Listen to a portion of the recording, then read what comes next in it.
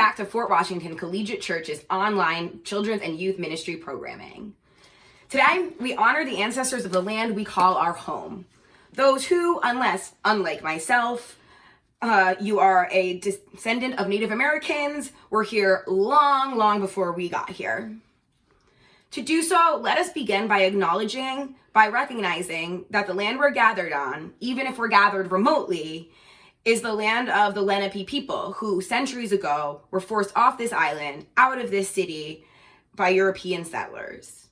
Fort Washington Collegiate Church recognizes that it was founded upon the exclusion, erasure, and subjugation of these Indigenous peoples, especially in this location, and we are committed to the work of dismantling the ongoing legacies of colonialism.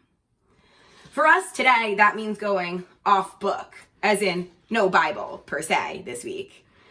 Jesse's gonna read a poem, and we'll all listen to a song that tells the importance of remembering and honoring Indigenous culture.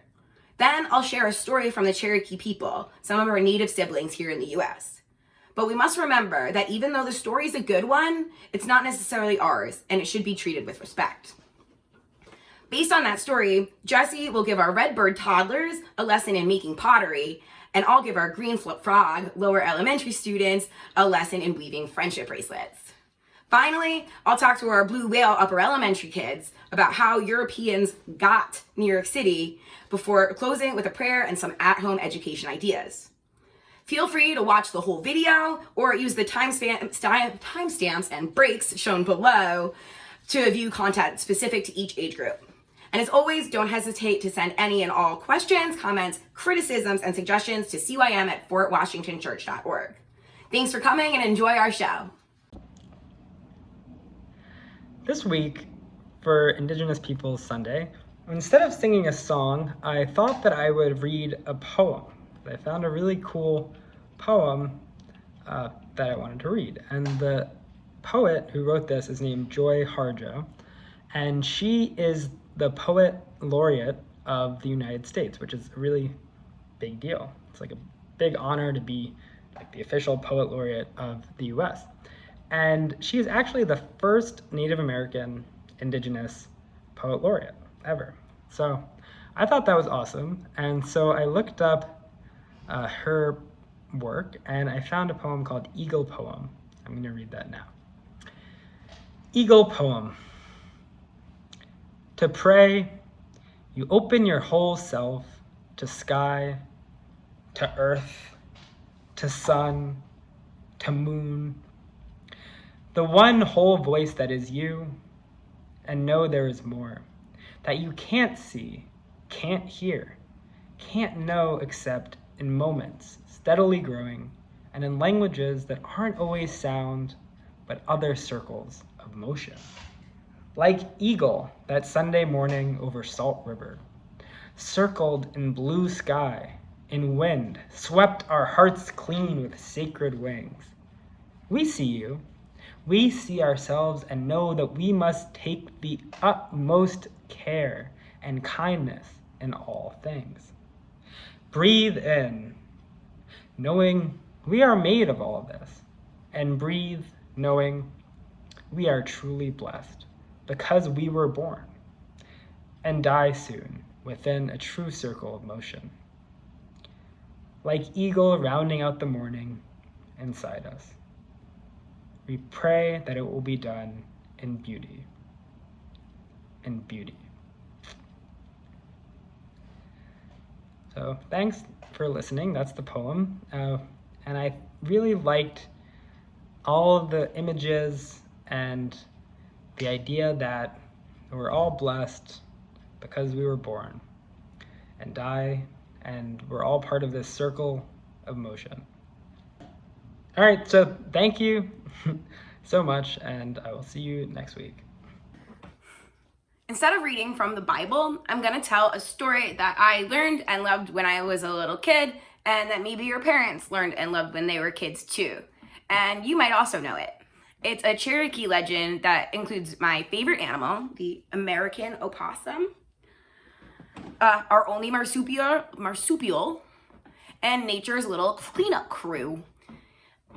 Ultimately, it's a story about perseverance, resourcefulness, and most of all, bringing order to chaos and bringing light to darkness. So without further ado, let me tell you the story of Grandmother Spider Steals the Sun. In the beginning, when Earth was brand new, everything was pitch black and nobody could see anything at all.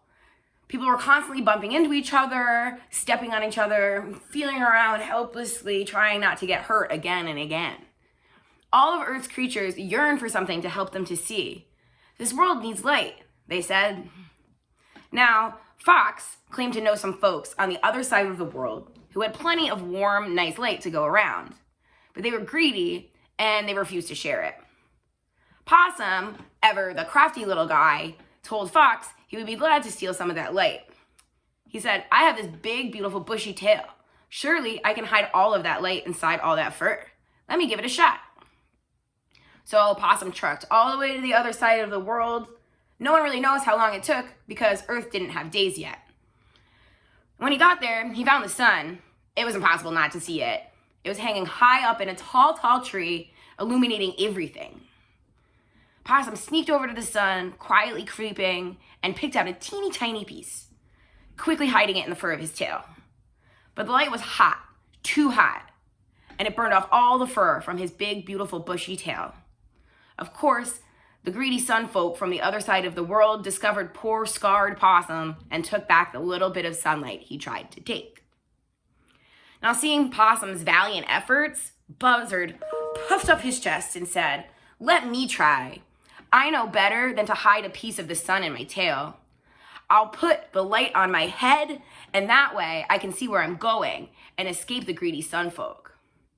So Buzzard flew to the other side of the world, diving directly into the sun, taking it in his talons. Proud of his success, he placed the light atop his head so he could see where he was going and get home safe. But the light was hot, too hot, and it burned off all the feathers from Buzzard's sleek, silky head. And of course, the greedy sun folk discovered poor Buzzard, grabbing the sun back away from him. Finally, Grandmother Spider stepped in. "Let me try, my children," she commanded. See, Grandmother Spider had thought long and hard about this, and she had a plan. First, she made a huge pot out of clay, big enough to put the sun in, with walls thick enough that the sun wouldn't burn it up. Next, she wove one of her intricate webs, and as she spun, she was so small and soundless and subtle that she reached the other side of the world without the greedy sun folk realizing she had come. And then, when the moment was just right, Grandmother Spider quickly caught the sun, put it in her clay pot, and scrambled back home along a gossamer strand of her web. Long before she reached home, her people could see her coming, and they rejoiced. "We have light," they said. "We have warmth."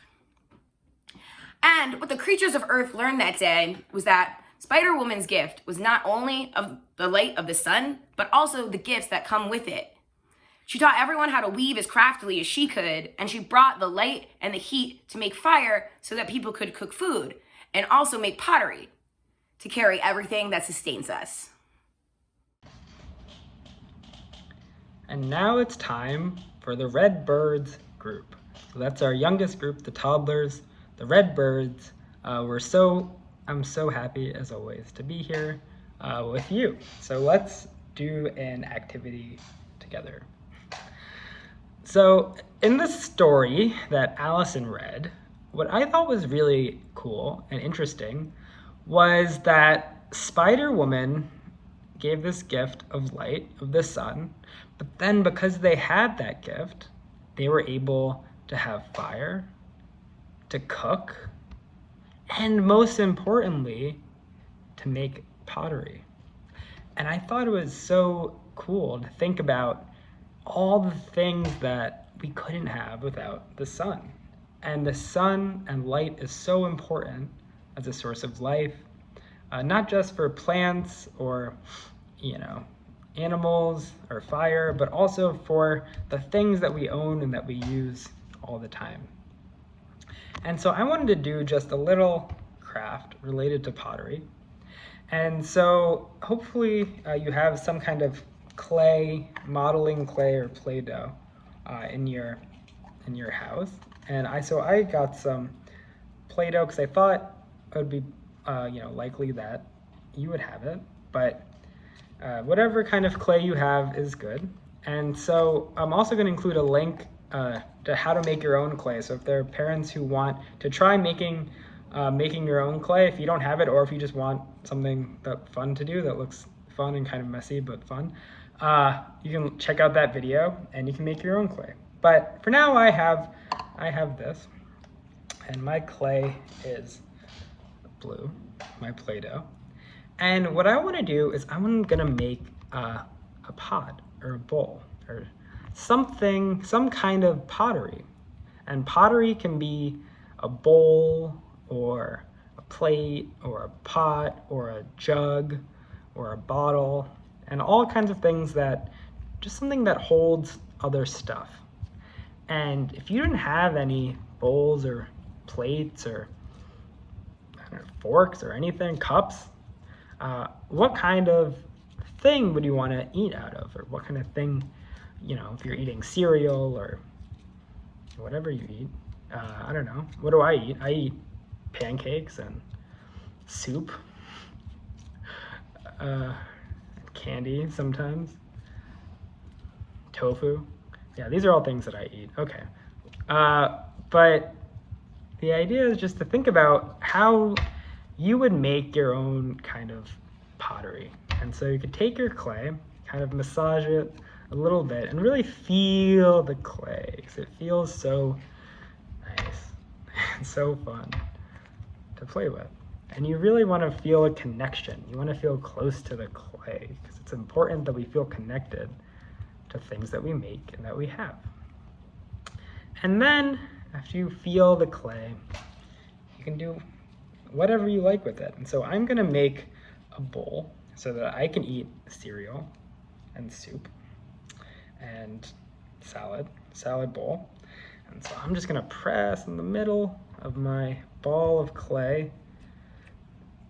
And you can take as much time as you want. You can make a whole, all kinds of different stuff if you want, if you have the time and the clay. But I'm just going to make a cereal bowl so I can eat Cheerios and Raisin Bran. So that's my bowl. And it's really nice to think about how I would make my own bowl, if I didn't have my own. So yeah, you can make a bowl, and if you want, you can scrunch it up, and you can make a plate, or you can make a giraffe or a spaceship. But the idea is just to feel the clay, work with the clay, and really have fun with it. So I hope you can have fun today, and I hope that you're enjoying nature and the world and everything that's beautiful out there. Thank you for being with me, and I will see you next week. Since Grandmother Spider taught us all the art of weaving, I'm going to help teach you the art of weaving a friendship bracelet. All you need is an odd number of threads, and here we're going to start with 5. But you can do 3, you can do 7, you can be very intrepid and do 9. Just follow along and watch. I'm using yellow, red, black, white, and orange because red, yellow, black, and white represent the 4 directions of the winds of the world. And orange just looks cool. It's also autumn. And so here are all 5 of the threads displayed. They're supposed to be about 4 times the circumference of your wrist. This might look really long to you because I'm a grown-up and I have big fat wrists. And also, while we're at it, I should explain to you that red is for the north winds, yellow is for the east winds, white is for the west winds, and black is for the south winds. So we have our strings here. And the next thing we're going to do is we're going to fold them in half. Bring them all up together here. Leave a couple inches. And then loop it around. Comme ça.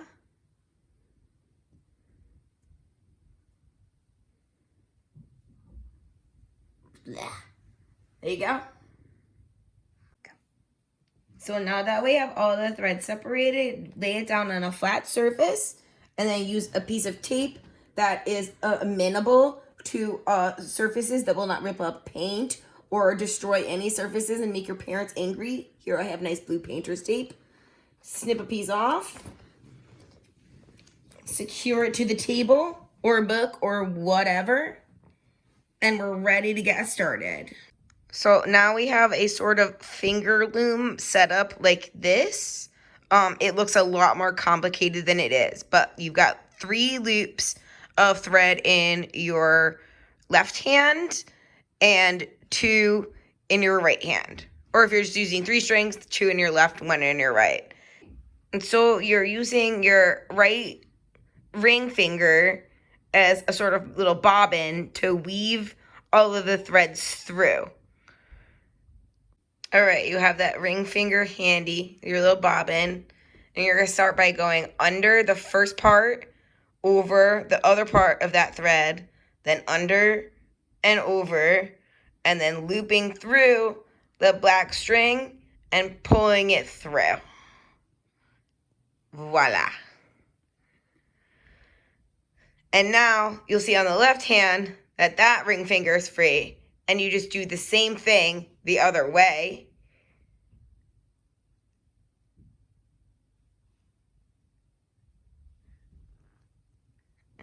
And you keep alternating and alternating until it's done.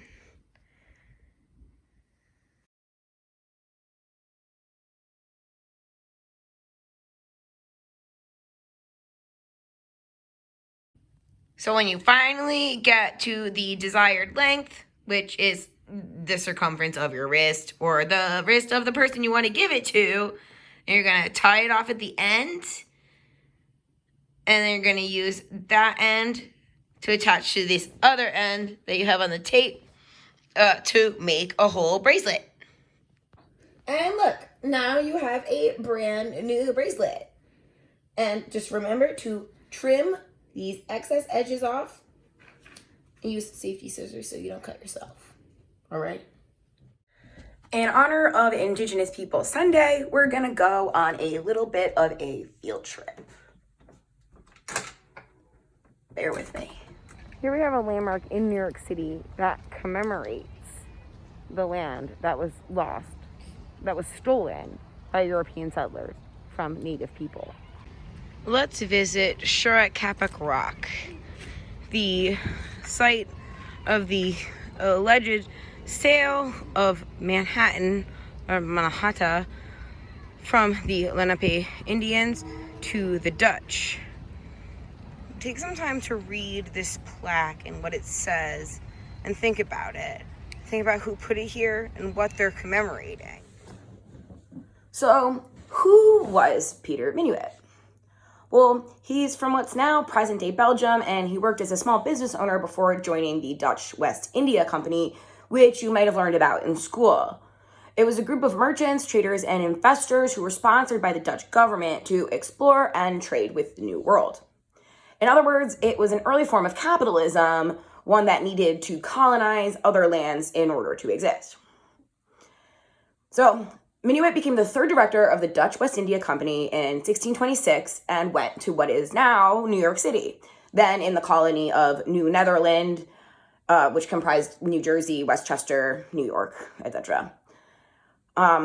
He's best known for conducting the trade that gave the Dutch control of Manhattan Island, as commemorated on the Cherokee Rock, exchanging mostly tools that amounted to about $1,000 in today's money for the entire island. So what did that mean for the people who lived here first?